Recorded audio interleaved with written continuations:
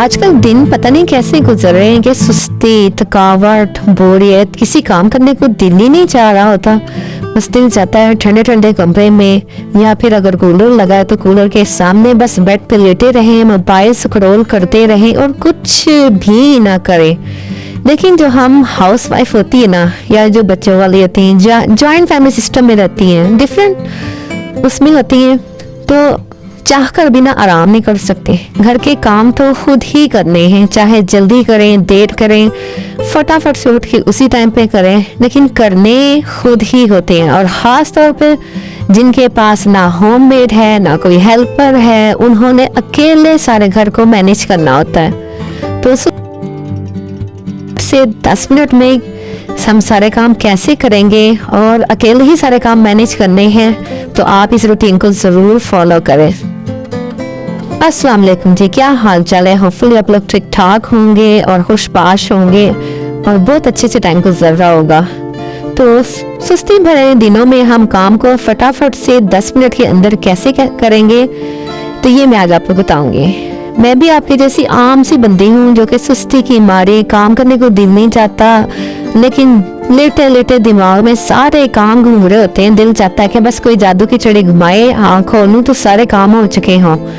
लेकिन जिनके छोटे बच्चे हैं, जॉइंट फैमिली सिस्टम में रहती हैं, तो उनको उठना तो पड़ेगा, सफाई भी करनी पड़ेगी और खाना भी बनाना पड़ेगा, नाश्ता भी बनाना पड़ेगा। सफाई तो चले फिर भी स्किप हो जाती है, लेकिन खाना बनाना, नाश्ता बनाना, ये तो लाजमी काम है। ये सारे काम तो खुद ही मैनेज करने पड़ेंगे। अच्छा, फर्स्ट स्टेप जो मैं आपको बताती हूँ, जो आपने पहले 10 मिनट में करना है, वो काम ये है कि आपने किचन में जाना है, जाकर रात के बर्तन चेक करने हैं।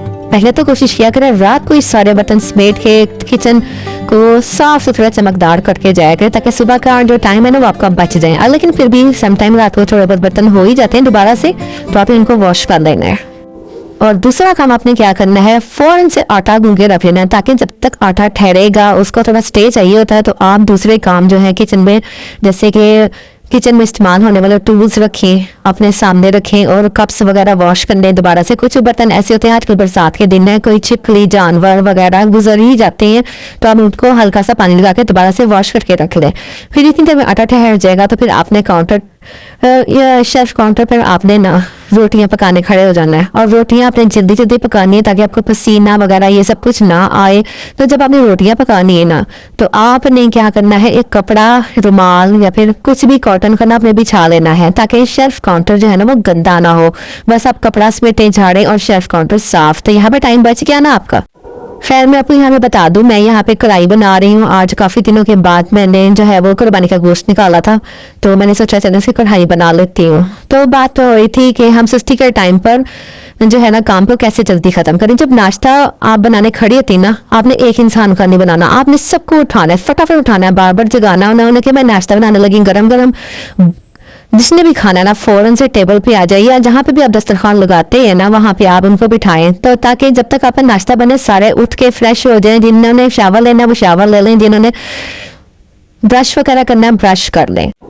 तो बस 10 मिनट के अंदर अंदर आपका नाश्ता भी बन जाएगा, और फिर ये है कि सब लोग वहाँ पे टेबल पर या फिर जहाँ पे आपने खाना लगाया है वहाँ पर सब बैठ भी जाएंगे, क्योंकि सबको है कि खाना गरम गरम भी मिल जाए और हमें दोबारा से गर्म भी ना करना पड़े।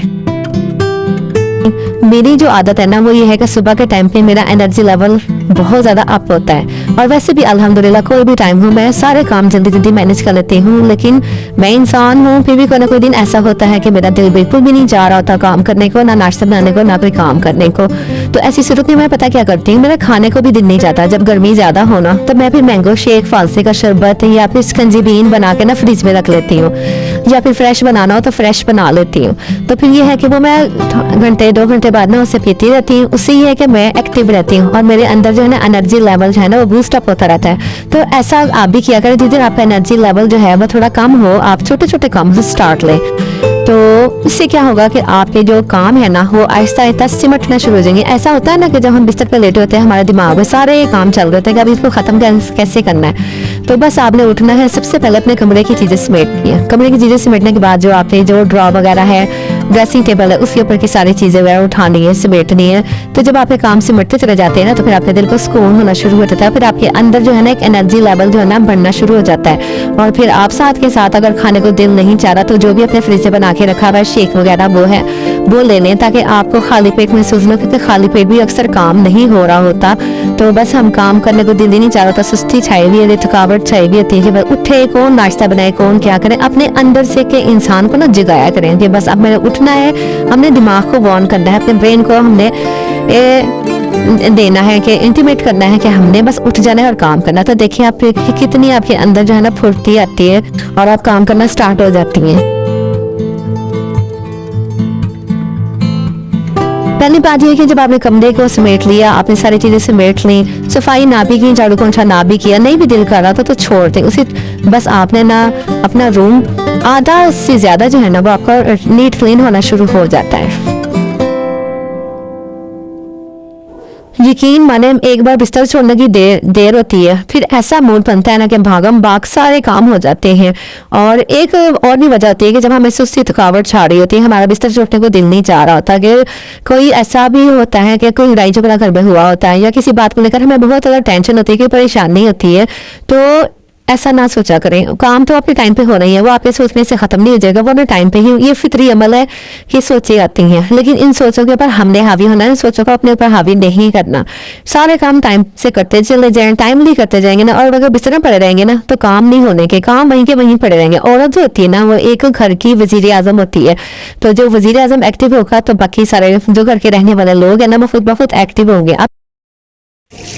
एक वजह और भी होती है काम ना करने की या सुस्ती होने की, कि घर में अल्लाह ना करे कोई लड़ाई झगड़ा हो जाता है या किसी बात को लेकर टेंशन होती है, तो फिर इंसान का दिल होता है कि चलो बिस्तर पे पड़े रहो। लेकिन माय डियर सिस्टर और जो भी मेरी बहनें हैं ना, तो वो ये सोचेंगे इस तरह तो अगर हम टेंशन लेंगे या फिर हम किसी उसमें रहेंगे तो फेस में, तो फिर हमारे काम तो कोई और नहीं ना करेगा, वो तो हम नहीं करने, जितना लेट करते जाएंगे होता ही रहेगा काम। तो ये तो एक फिक्री अमल का सोचे आएंगी, सोचे अगर आती है ना तो मैं तो कहती हूँ कि फ़ौरन बिज़ी हो जाना चाहिए, घर के कामों की तरफ ना अटेंशन सारी हो जानी चाहिए। हमारे सोचने से कुछ भी नहीं होगा, मसले जब ही हल होने जब अल्लाह ताला चाहेगा। तो आपने देखा होगा कि समंदर में ना छोटी छोटी मछलियाँ होती हैं, तो उनके साथ एक शार्क मछली होती है, तो जो सबसे ज़्यादा एक्टिव होती है, तो साथ साथ वो मछलियों को खाने का काम कर रही थी, जिसकी वजह से ना मछलियों में एक हलचल होती है। तो आप खुद को एक शार्क महसूस करें और समझें कि मैं एक शार्क, और आपने एक्टिव रहना है। सारे घर के अफराद जो है ना फिर अपना काम खुद ब खुद करते रहेंगे अपने हिस्से का, आप उनको भी कुछ काम ज़िम्मे में लगाएं और कुछ भी खुद करें। ये नहीं कि सारे काम अपने ज़िम्मे ओढ़ लिए हैं और उनको बिल्कुल फ्री कर दिया है, ऐसा नहीं होना चाहिए। कुछ काम घर वालों के ज़िम्मे भी लगाएं। तो मैंने देखा अक्सर पाकिस्तानी घरानों में कि एक बंदा या बंदी ऐसी होती है जो शादी ब्याह में या घर के कामों में ना उसकी बहुत ज़्यादा यानी कि वो फुर्ती होती है, तेज़ी होती है, कि वो कहता होता है कि जी काम करो, जल्दी करो, जल्दी करो, जल्दी करो, जल्दी करो, देर हो रही, ये हो रहा वो, तो भी उसकी वजह से ना बाकी लोग हरकत में रहते हैं, तो फिर काम खुद ब खुद होते रहते हैं।